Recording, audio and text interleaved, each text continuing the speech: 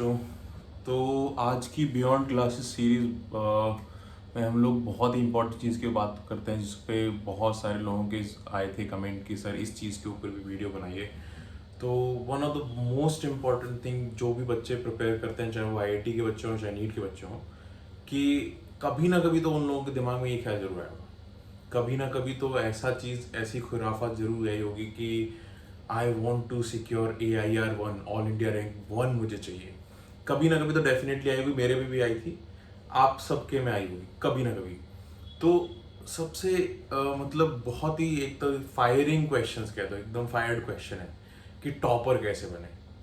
तो ऐसा कुछ देखो, मेरे पास इंग्रेडिएंट नहीं है, मैं कुछ चीज़ें बता रहा हूँ कि हाउ टू बिकम टॉपर, जो आपको हेल्प करेंगी। मैं ये नहीं बोल रहा हूँ कि मेरे पास कोई मसाला है, ऐसे ये मसाला है, इसको मिला के आप टॉपर बन जाओगे। लेकिन देयर आर फ्यू थिंग्स जो टॉपर करते हैं, क्योंकि I have been with the toppers, I have given the toppers.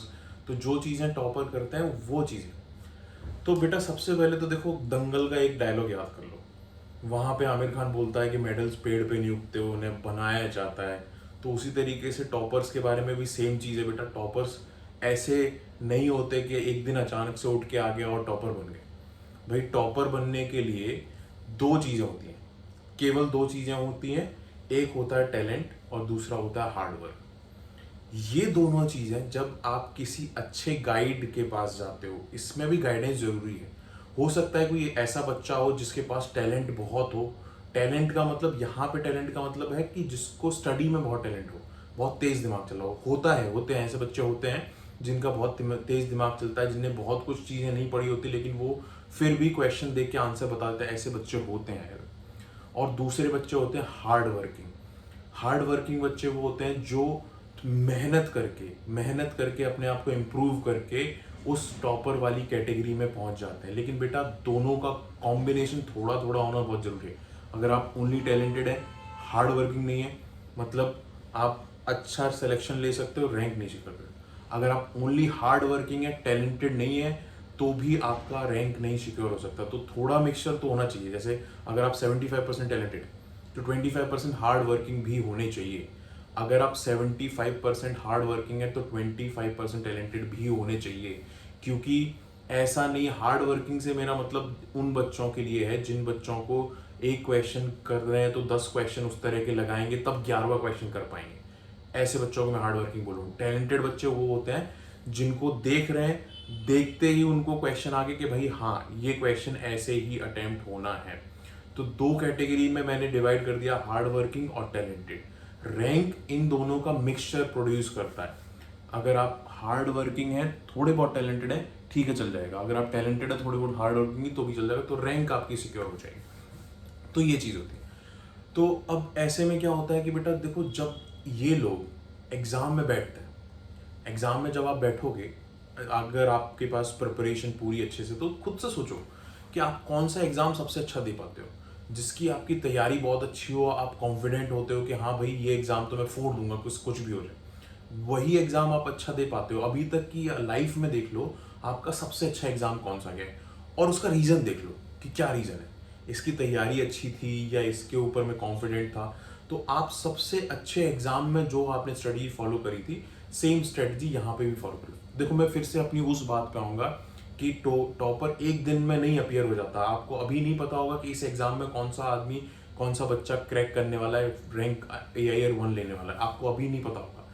लेकिन देखो ये पूरा प्रोसेस होता है, ये पूरा एक प्रोसेस होता है टॉपर बनने का। जो भी टॉपर्स होते हैं, अगर आप उनसे पर्सनली बात करोगे या किसी भी टॉपर से बात करो जिसकी AIR अंडर 100 तक आई हो, आप किसी से बात करो, पूरा प्रोसेस होता है बेटा। इनकी जर्नी जो है वो बहुत पहले स्टार्ट हो जाती है। दे आर वेरी फोकस्ड कि हाँ मुझे बहुत अच्छा करना है। उनका भी एम होता है कि मुझे अच्छी रैंक लेके आनी है, बहुत अच्छी रैंक लेके आनी है। उनमें से भी बहुत सारे बच्चे ऐसे होते हैं जो AIR 1 के लिए फाइट करते हैं, जिनको पता चल जाता है कि भाई मैं AIR 1 ला सकता हूँ। तो आपका ये प्रोसेस बहुत पहले स्टार्ट हो जाता है। कुछ बच्चे होते हैं जो क्लास 8 से ही स्टार्ट कर देते हैं, कुछ बच्चे होते हैं जो 9th से करते हैं, कुछ बच्चे होते हैं 10th से करते हैं। आजकल तो बहुत मजाक में भी लोग बच्चे बहुत ट्रेंड बना देते हैं कि 6 से ही स्टार्ट कर दिया या बचपन से ही स्टार्ट कर दिया, तो ये सब मजाक की बातें होती हैं। लेकिन रियली में if you want to be a topper, तो आज की सिचुएशन ये है कि आपको पहले स्टार्ट करना पड़ेगा, एटलीस्ट क्लास 8 से स्टार्ट करना पड़ेगा, क्योंकि बहुत बेसिक चीज़ होती है टॉपर बनने के लिए या अच्छी रैंक सिक्योर करने के लिए कि आपका सिलेबस, जो भी एग्जाम आप फाइट करने वाले हो, चाहे आईआईटी हो चाहे नीट हो, दो ही एग्जाम के लिए मैं बोल रहा हूँ, आप जो भी एग्जाम फाइट करने वाले हो, चाहे आईआईटी हो चाहे नीट हो, आपका सिलेबस जितना जल्दी कंप्लीट कर लोगे उतना बेटर है। आप क्लास 10th में कंप्लीट कर लो, बहुत अच्छा है, 11th में कंप्लीट कर दो, बहुत अच्छा है, 12th के आधे में कंप्लीट कर दो, बहुत अच्छा है। तो जितना जल्दी कंप्लीट कर लोगे उतना अच्छा है। सिलेबस मतलब आईआईटी और नीट का सिलेबस। तो ऐसे में देखो, सिलेबस जितना जल्दी कवर होगा, फिर आपके पास प्रैक्टिस के लिए बहुत टाइम बचेगा। मतलब आप अगर बात भी करोगे टॉपर से या जिनकी अच्छी IIR 100 तक आती है, तो वो आपको यही सजेस्ट करेंगे कि आपका फोकस प्रैक्टिस पे ज़्यादा होना चाहिए, टेस्ट पेपर्स पे ज़्यादा होना चाहिए, क्योंकि test paper are the things जिस पे हम लोग फोकस करके अपनी गलतियों को सुधार सकते हैं। ये बिल्कुल नॉर्मल सी स्टोरी है यार, क्रिकेट में भी तो ये चीज़ वैलिड है कि आप जितने मैचेस खेलोगे उतने एक्सपीरियंस्ड होगे।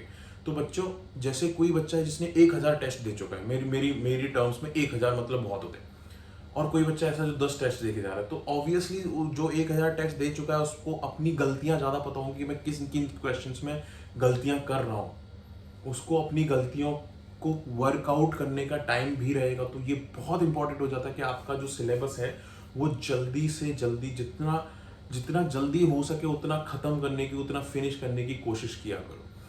एक और क्वालिटी होती है जो लोग टॉप करते हैं, उनमें एक क्वालिटी बहुत अच्छी होती है कि मोस्ट ऑफ देम जो होते हैं, पेपर अगर उनके सामने दिया जाता है तो वो ट्राई करते हैं कि पूरा पेपर सॉल्व, क्योंकि पूरा पेपर सॉल्व नहीं होगा तो बेटा आजकल तो 360 आउट ऑफ 360 लेके आते हैं लोग जेईई में। तो कोशिश करते हैं कि पूरा पेपर सॉल्व, और पूरे पेपर को सॉल्व करने के लिए सबसे इंपॉर्टेंट चीज़ होती है टाइम। अगर आप पूरा पेपर अटेम्प्ट करके सॉल्व करना चाहते हो तो सबसे इंपॉर्टेंट चीज़ होती है टाइम।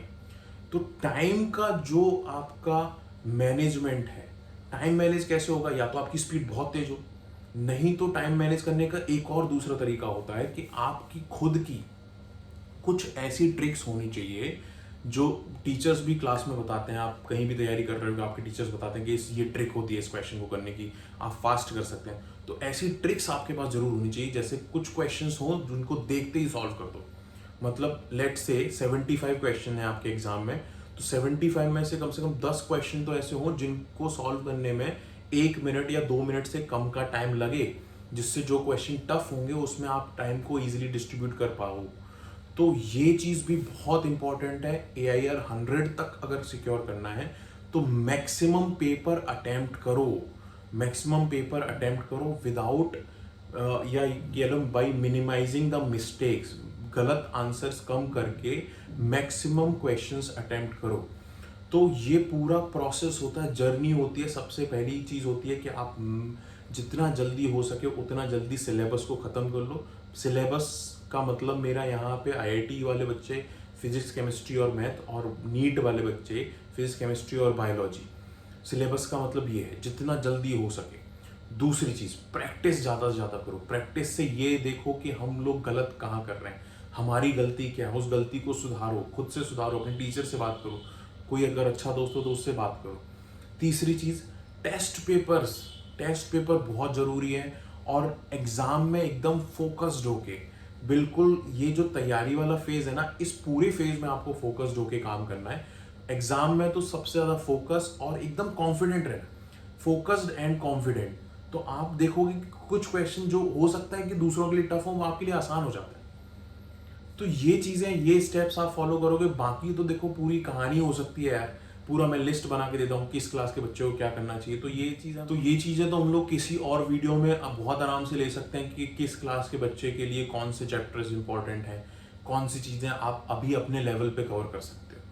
तो बच्चों, ये जो चीज़ें जो मैंने बताई हैं, मैंने आपको कोई फॉर्मूला नहीं बताया, मैंने नॉर्मल चीज़ें बताई हैं, जो चीज़ें AIR अंडर 100 तक जो लोग लेके आते हैं, जो टॉप रैंक लेके आते हैं IITs एंड नीट्स में, वो बच्चे ये सब करते हैं।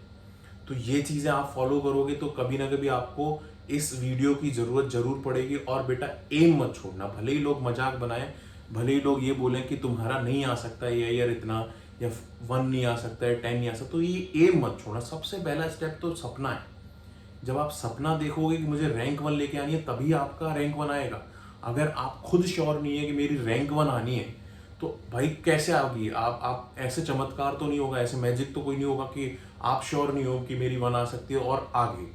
ऐसा नहीं होता है, ऐसा रियल लाइफ में नहीं होता है। When you have some dream कि मुझे टॉप रैंक लेके ही आनी है, तभी आपका मेहनत, आपका टैलेंट, आपका डिटर्मिनेशन आपको बैक करेगा। तो ये चीज़ें हैं, इनको फॉलो करो। ये मैंने स्टडी वाली चीज़ें नहीं बताई, ये मैंने अदर चीज़ें बताई हैं, तो इनको फॉलो करो। अगर स्टडी वाली चीज़ें होंगी तो हम डिटेल में हर क्लास वाले बच्चे को क्या करना चाहिए इसके बारे में बात करेंगे। तो आप भी ये चीज़ कमेंट में लिखना कि क्या आपने कभी AIR 1 का सपना देखा, और दूसरी चीज़ कौन सा वीडियो में नेक्स्ट वीडियो किस टॉपिक के ऊपर हो, ये चीज़ भी कमेंट सेक्शन में। चलो बाय।